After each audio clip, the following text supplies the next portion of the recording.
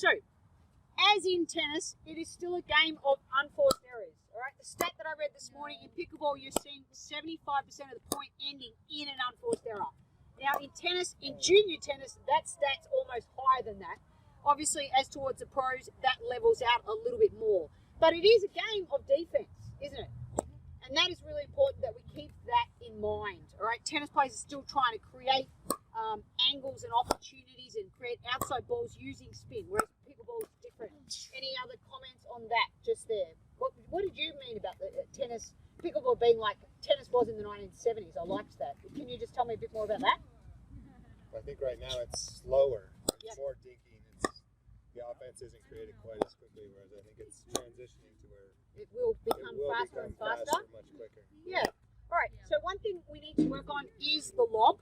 Okay. It is not the top spin lob. All right. So we're definitely using the slice there. We're pushing it. It can buy us time. Same in tennis. And also if you're out of position, but also if they're taking control of the kitchen, it can allow you to push them back. All right, so obviously it's giant shoelace drill. So your role is going to be the lobbers. So your giant shoelace, if one of you move back, I want you obviously both to move back. Okay, the other thing about, Jared, could you tell us a little bit about, I love the mindset in as a tennis player. As soon as you see that overhead, what's the mindset of a tennis player and how's it different to pickleball? Yeah, well, I was saying, in tennis, when you see a ball up high, like your eyes get big, that's like a chance to finish the point. But in pickleball, to me, it's much harder to be offensive with an overhead, especially as a tennis player. You're just used to the racket or paddle being in a different place. So you swing really fast, but like the racket doesn't move quite as fast. So it's hard to do much with the ball. Yeah, and of course the paddle being shorter. Right. I saw one of your classics earlier. I love that one. Oh, it's not quite there. I needed to jump a little higher, but still managed to make it in play. All right, so just role play. Let's have a go first, and then I'll add the scoring. Okay, so with the rolls, you're going to lob it. If you lob the first time to Lindsay, the next lob has to go to Jessie. I don't mind who lobs it.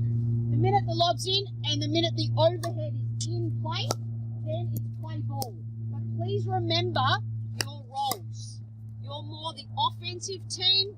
Your role is more the defensive team. Okay? It looks like this.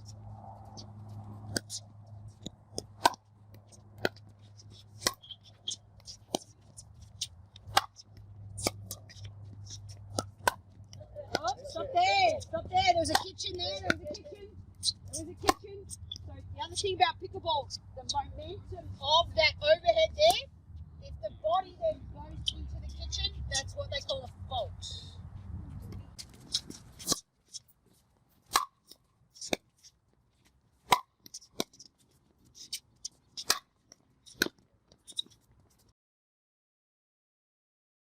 I love that. Nearly. Nice effort. All right, one more, and then we're going to add scoring.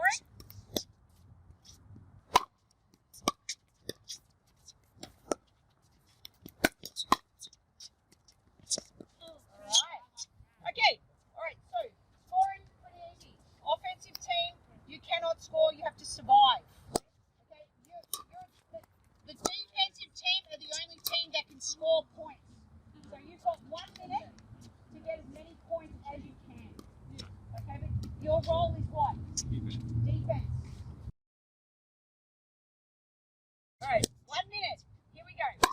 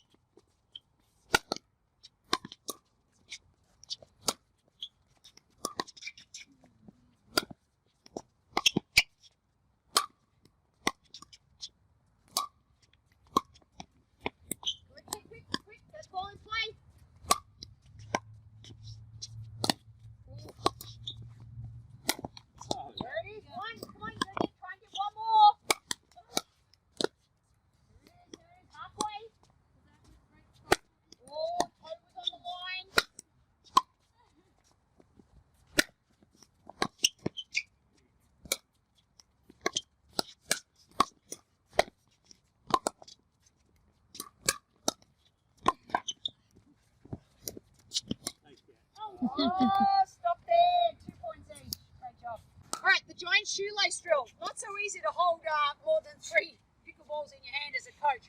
But basically, Jared's going wide, Tina's covering the middle, Tina goes wide, Jared's covering the middle, and behind, you're just working on your cardio, just catching the balls. All right, so with the work that they're working on here, it may bounce or it may be a volley. Obviously, they've got the ankle or the line options, okay? All right, but moving together like a giant shoelace. So it goes wide, Tina's got the middle, Tina goes wide, Jared's got the middle, Jared goes wide, Tina